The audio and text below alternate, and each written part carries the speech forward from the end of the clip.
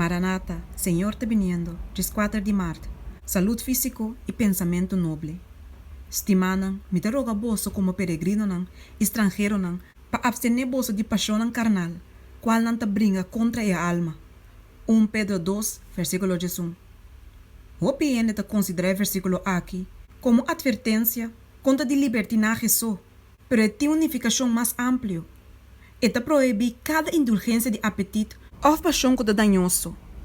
Tur apetite corrompe te vira paixão agressivo. Apetite ordenana nós para bom propósito, não para vira e ministro de morto, dor de tá corrompi, e assim a degenerar, vira de paixão que te brinca contra a alma.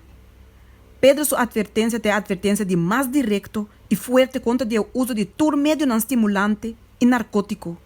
E indulgência na aqui pode contar com a paixão que te exerce uma influência corruptiva sobre o caráter moral. Não laga nenhum gente que te professa devoção considerar com indiferença e saúde é culpa, e chifla na mes com intemperância não te picar e que ele não afeta na espiritualidade. Uma relação estreita de existir entre a natureza física e a natureza moral. Estandarte de virtude te guarda ou elevar ou degradador de hábito não físico. E consumo abundante de a melhor comida não lo produz uma condição insaludável de sentimento na moral. E se a comida não te comida de mais saudável, e ora efeito não lo vai ta roupa mais danhoso ainda. Qualquer hábito que não te promove ação saudável do corpo humano, te degrada a faculdade de mais alto e de mais nobre.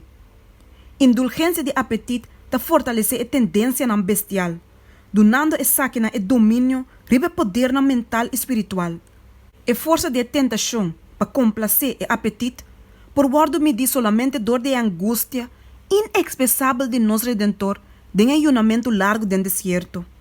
Etapa da saco e indulgência de apetite perverti, lo paralisa a gente sua percepção de tal maneira que o costo sagrado lo não por guardo discernir.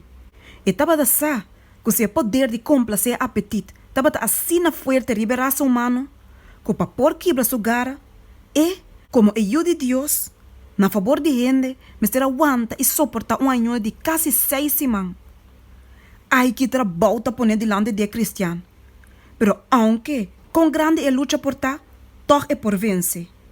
Para meio de ajudança de poder divino qual resistir a tentação de mais cruel que Satanás pode inventar, e também por estar completamente exitoso em sua guerra com maldade. E finalmente, por vestir corona de vencedor do reino de Deus.